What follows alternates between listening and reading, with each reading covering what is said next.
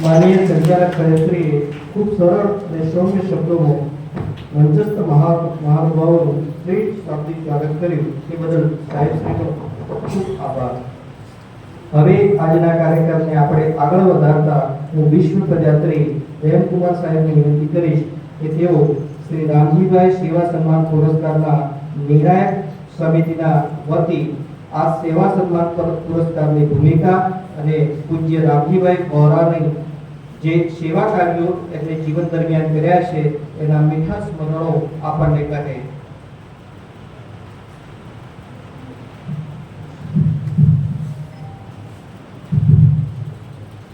નમસ્તે.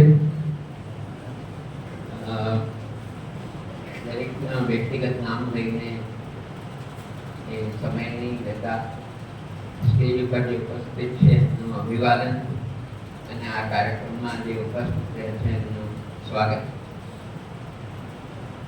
રામજીભાઈ એનું નામ અને નૂતન ભારતી જેનું કામ. એ રામજીભાઈ અશ્વાભાઈ અને મૂળીમાના પુત્ર. 1929માં માણસ જન્મે છે. એનાથી બીજા બે મોટા ભાઈઓ છે, એક નાનો ભાઈ છે અને સ્કૂલમાં ભણવા જાય છે. આ ગામની વસ્તી 2 થી 3000 મજાણાની. 5મા પછી સામાન્ય રીતે એ જમાનામાં મેં સાંભળ્યું છે કે ભણી લખતા વાંચતા આવડે છે, બહુ સહી કરી શકે. પણ એના પિતાજીને કંઈ દેખાયું એ બાળકમાં કંઈક આગળ ભણવાની ઈચ્છા હશે. એના પિતાજીએ કીધું કે જા બેટા તું ભણવા જા પાલનપુર. એને પાલનપુર મૂક્યું. પાલનપુર ગયો, ત્યાં એને અભ્યાસ કર્યો, 10મું 11મું કર્યું. જે વખતે એને 11મું કર્યું એ વખતે 1947-48 અને બીજા 20 વર્ષ. હવે કંઈક નવું એને ભૂત કરે. હવે ગાંધીજી એ વખતે ગાંધીજી દુનિયાભરમાં નામ ચાલતું અને આપણા દેશ છે એને ગુમાવ્યો એ માણસ. 1947માં એનો દેહ ત્યાગ થયો. પણ ગાંધીજીએ અનેક સંસ્થાઓ સ્થાપી. સંસ્થાઓ કરતા એમણે અનેક વ્યક્તિઓ સ્થાપિત કરે જે માણસમાં કોઈ ક્ષમતા જુએ એ વ્યક્તિને કહે કે ચાલ તું ફલાણી જગ્યાએ કામ કર. પોતાની સાથે નહીં રાખવાનું. એમને લાગ્યું કે આ વિનોબા મારા કરતા વધારે હોશિયાર છે અને વધારે જ્ઞાન છે, તું ચાલ. એને મોકલી દેજો અહીંથી દૂર, તું તારું આસન કર. વર્ધા હોનાર એને ત્યાં મોકલી. કોઈ એમની સાથે બીજો કામ કરતો હતો અને ટ્રેનમાં બેઠો તો મારે કંઈક કરવું છે. ટ્રેનમાં આવતા મહારાષ્ટ્રથી નીકળતા હતા. ગાંધીજી એને એક સ્ટેશન ઉપર ઉતાર્યો તો જા આ ગામમાં જઈને સેવા શરૂ કરી દે. ઓરાલી કાન છે ત્યાં કુદરતી ઉપચારથી એક મોટું કેન્દ્ર હતું. ઉતારી દીધા એને, કઈ ખબર નહીં, કોઈ ઓળખાણ નહીં. આમ ગાંધીજી લાગે કઠોર, પણ જેને સાચવે જેને પાલવે એની ચિંતા પણ કરે. એટલે એને તો ઉતારી દીધો ઓરાલી કાંચન. પણ એમના પરિચિત લોકોને પત્ર લખી દીધો કે આ બારીઓ ઉતરે છે, જેને એનું ધ્યાન રાખજો, એને મદદ કરજો. રવિન્દ્રનાથ ટાગોર અને ગાંધીજીના વિચારો અલગ અલગ. પણ ટાગોર એક સાહિત્યમાં એક દુનિયામાં જેનું નામ ગાંધીજીને થયું કે આ 1935ના નોબેલ પ્રાઇઝ જીત્યા પછી 20 વર્ષ પછી આ નાટક મંડળી લઈને પૈસા ભેગા કરે છે. એ વાત એમને બહુ જ લાગી કે આ દેશે એનું સન્માન નથી કર્યું. તેમણે એમના જે બહુ પૈસાદાર મિત્રો હતા એને કહ્યું કે ભાઈ તમે આ વ્યક્તિને જેટલા પૈસા જોઈએ છે ત્યાં જઈને આપીને આવો. હવે ટાગોર એવા વ્યક્તિત્વ હતા કે એમને કોઈ બહુ પૈસા વાળાથી કે ભાઈ શાંતિ નિકેતનનું નામ બદલીને તું ફલાણું નિકેતન કરી દે, એવા નહીં. એટલે જ્ઞાન લે. પણ ગાંધીજીએ કહ્યું કે જાઓ હાથ જોડીને એને માન આપીને આવજો. એવા ગાંધીજી દ્વારા સ્થાપિત કરેલી ગુજરાત વિદ્યાપીઠમાં આ વ્યક્તિ ભણવા જાય. સામાન્ય રીતે અહીંથી ગામડાથી એકવાર શહેરમાં નીકળે તો કોઈ પાછો નથી આવતો. મદાણાથી જાય અમદાવાદથી દોડ મૂકે સુરત, રાજકોટ, એનાથી આગળ મુંબઈ પહોંચ્યો તો પછી એની તો જગ્યા ઇંગ્લેન્ડ, ઓસ્ટ્રેલિયા ને અમેરિકા, કેનેડા તરફ હતો. પણ આ ભાઈ બની કરીને ત્યાં જ વિચાર કરતો કે મારા ગામ પાછળ જોઈને ગામ માટે કંઈક કરો. અને ગાંધીજીની એમનું કહેવું હતું કે ગામને બેઠું કરો. આ દેશ ગામનો બનેલો છે, ગ્રામ સ્વરાજ્યની વાત કરી. તો એ વિચારોથી પ્રભાવિત થઈને એ વ્યક્તિ અહીંયા પાછો આવ્યો 1958.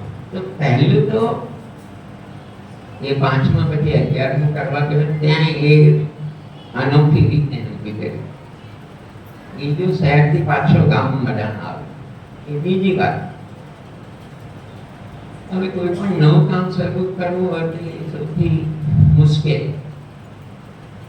એને અનેક પ્રકારના વિરોધ હોય. એને દરેક જણને જઈને પગે લાગવું પડે, 2 રૂપિયા, 5 રૂપિયા, મારે કામ શરૂ કરવું છે, ગાળો સાંભળવી પડે. અને પછી સેવા કરનારને એમ કે આને કંઈક મેવા મળતો હશે. દરેકને એમ સમજે સેવા એટલે મેવા નહીં. સેવા એટલે પરસેવા. 2 અર્થમાં પરસેવા.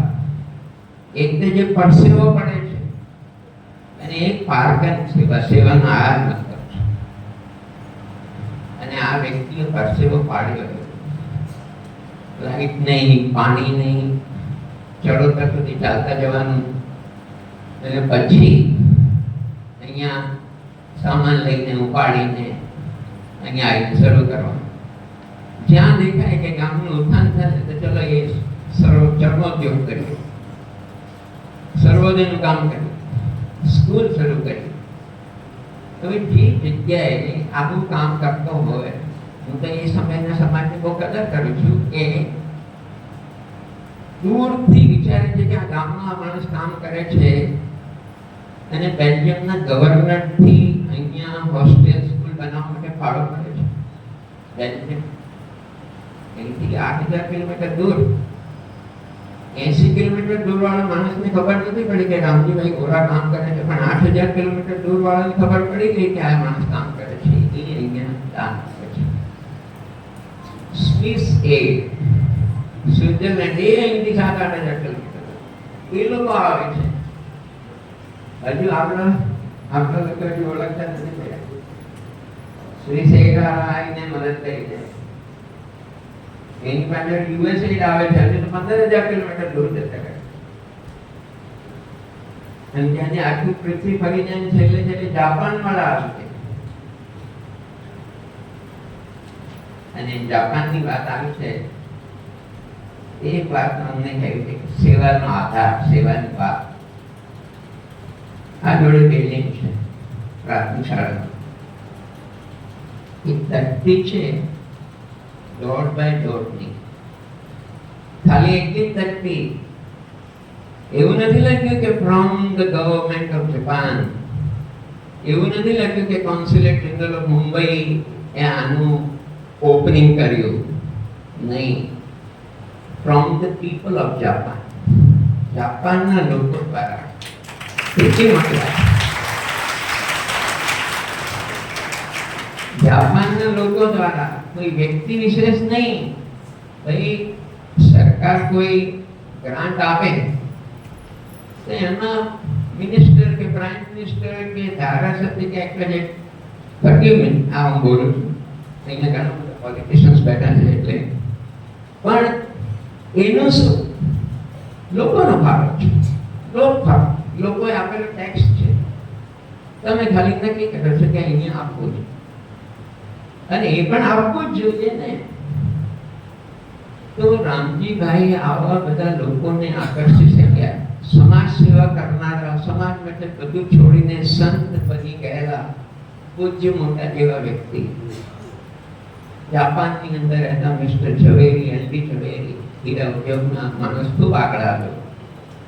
અહીંયા એને કેટલી બિલ્ડિંગમાં જ્યાં બેઠા છે ડૉક્ટર સરસ સાહેબ, મારે ડૉક્ટર છે એનું નામ લેવું જોઈએ, પૂનામાં પ્રેક્ટિસ કરે. એ વ્યક્તિએ જતા પ્રેક્ટિસ બંધ કર્યા પછી પોતાની જે કંઈ આવક હતી, કંઈ કમાણી થયેલી એ બધી થાપણમાં મૂકી અને સેવા કાર્યમાં મૂકી દીધી બધા પૈસા. અને એવું કાર્ય રામજીભાઈએ કર્યું. પણ એક બે પાસા છે કે જે રામજીભાઈ વિશે બહુ ઓછા લોકો જાણે. રામજીભાઈની સાદગી ઘણા બધા લોકો જાણે. એક ખાદી વાળું આટલું 3 મીટ અને જાડું 1 સેન્ટીમીટર જાડું ચડ્ડી ને પેન્ટ ને એક જૂની બોલ પેન ને 8x6 ની એની ઓફિસ ને રૂમ.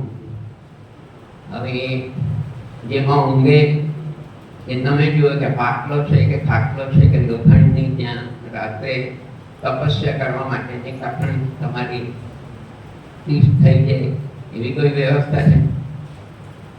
કોઈ એની ઓફિસ નહીં. આમ આગળ વધીને એવું નહીં કે મારી એસી ઓફિસ થઈ જાય, નહીં. સાચા અર્થની સાદગી એમાં જળવાઈ રહી. પણ એક પાછું બીજું છે જે રામજીભાઈ વિશે, રામજીભાઈની પુત્ર વધુ મણિબેન આજે અહીંયા ઉપસ્થિત નથી.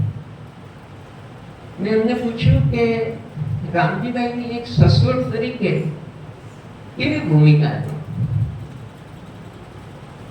એમણે કહ્યું કે 40 વર્ષનું એમના ઘરમાં રહી એક દિવસ એમણે મને ઊંચા શબ્દે કંઈ બોલ્યું નહીં, અને એમણે મને ક્યારે કહીને કે તું આ કર ને આ કર, મને એક ગ્લાસ પાણી આપ.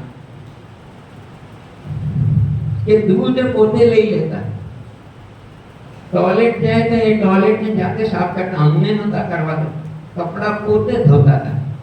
અને જે દિવસે એ વ્યક્તિને હાર્ટની તકલીફ થઈને અમદાવાદ હોસ્પિટલ લઈને એ સવારે 4 વાગે ઉઠીને એને પોતાના કપડાં ધોયા છે, અને બીજા દિવસે એ વ્યક્તિ પોતાનું જાન ગુમાવે છે. હાર્ટની તકલીફ હોવા છતાં ડૉક્ટરે એમને કહ્યું કે તમારે શ્રમ નહીં કરવાનો, અને આ બિલ્ડિંગ બંધ હતું ને એના 3જા માળે ચડીને ત્યાં જોતા કે આ કામ બરાબર થાય છે કે નહીં. પણ મણિબેને એક બીજી વાત કરી કે એક દિવસ હું ને મારા સાસુ અમે બંને વાળવા માટે ખેતરમાં ગયા.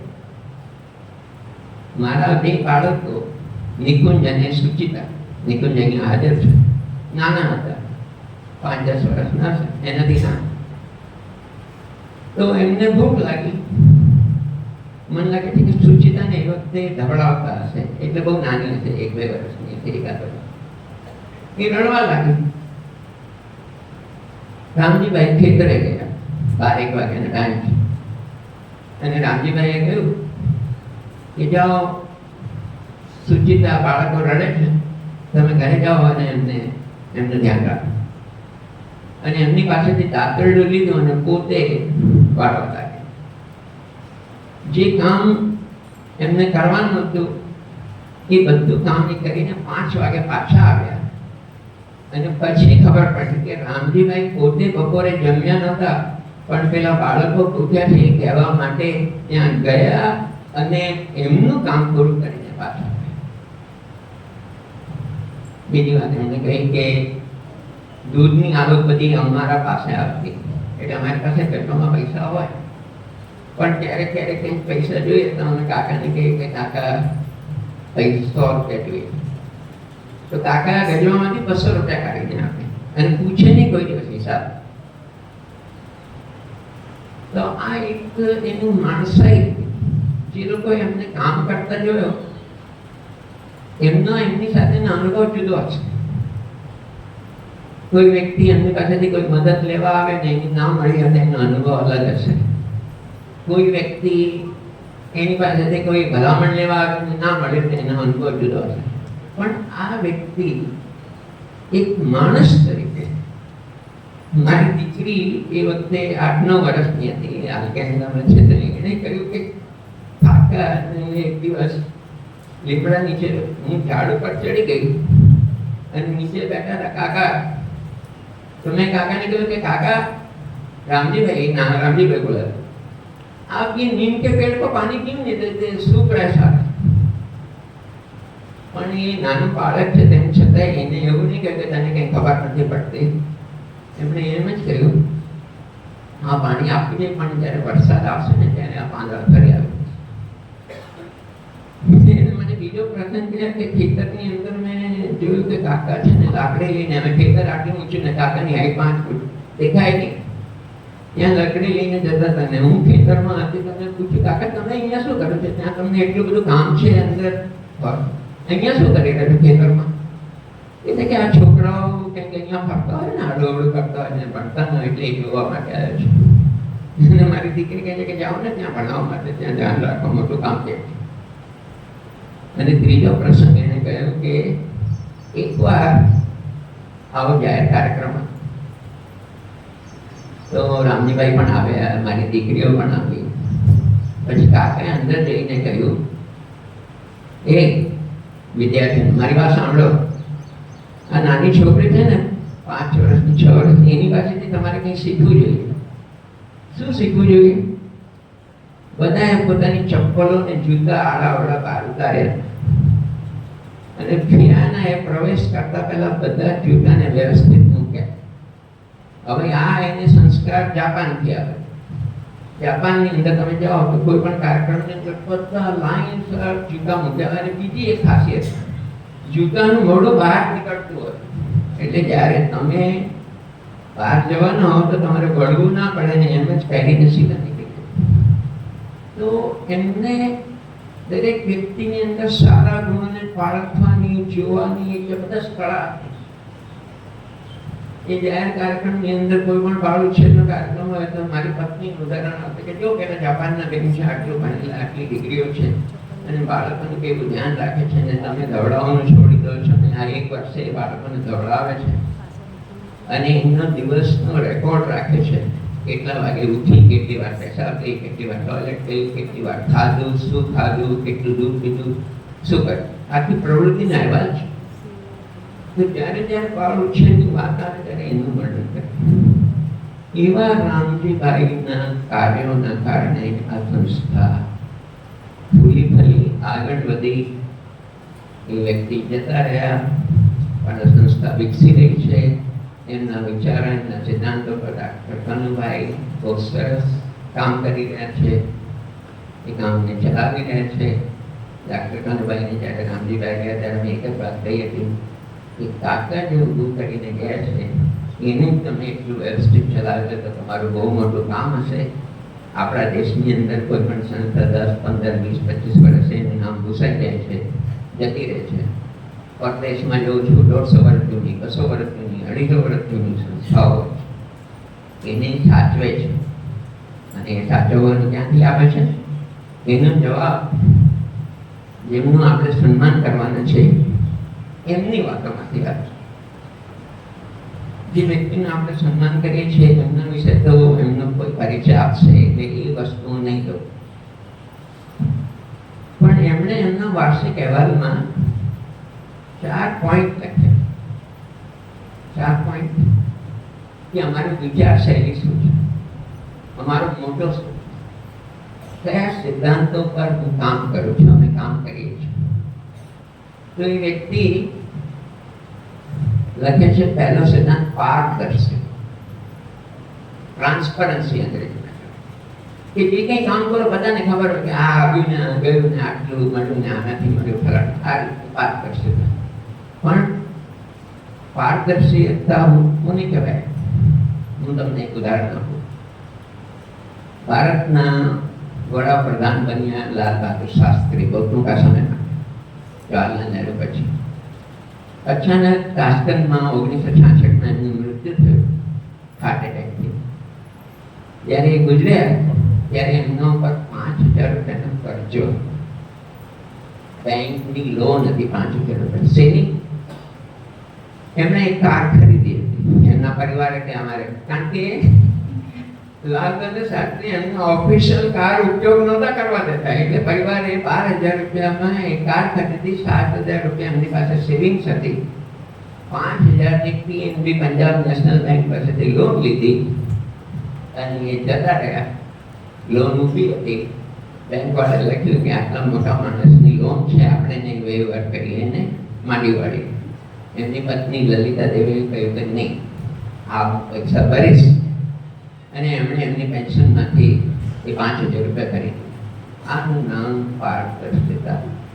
આને પારદર્શિતા કહેવાય.